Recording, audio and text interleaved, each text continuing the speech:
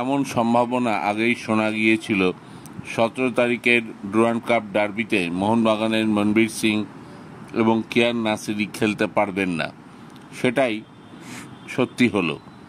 Press কনফারেন্সে অর্থাৎ ম্যাচের আগের দিন প্রেস কনফারেন্সে মলিনা নিশ্চিত করলেন ছিটকে গিয়েছেন এই ম্যাচ থেকে মনবীর সিং এবং কিয়ান নাসিরি।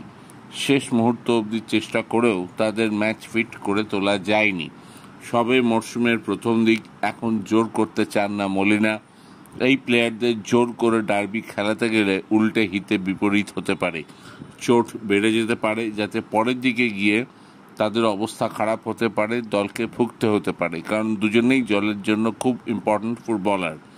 তবু মনবীরকে মিস করবে মোহনবাগান, কারণ ডার্বি ম্যাচে মনবীর গোল করেন, অতীতেও করেছেন বহু গোল। আর কিয়ান নাসিরি তো ডার্বিতে হ্যাট্রিক করেছিলেন। তো যাই হোক, যারা নেই তাদের নিয়ে মলিনা ভাবতে রাজি নন, বরং তিনি সামনের দিকে তাকাতে চান।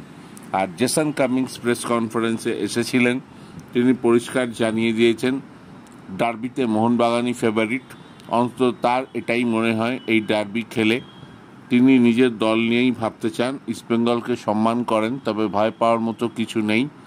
তিনি জানিয়েছেন তিনি আছেন, ম্যাকলারেন আছেন, ডিমিত্রি আছেন, হয়তো পুরো ফিট না হলেও ডিমি শেষ কয়েক মিনিট খেলতে পারেন।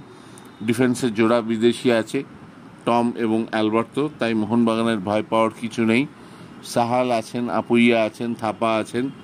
নিজেদের যোগ্যতা অনুযায়ী খেলতে পারলে কামিংস আশাবাদী 90 মিনিট শেষে মোহনবাগানই ম্যাচটা জিতবে। আর হ্যাঁ, টাইব্রেকার নয়, ম্যাচটা 90 মিনিটেই শেষ করতে চান জেসন কামিংস। খবর ভালো লাগলে সাবস্ক্রাইব।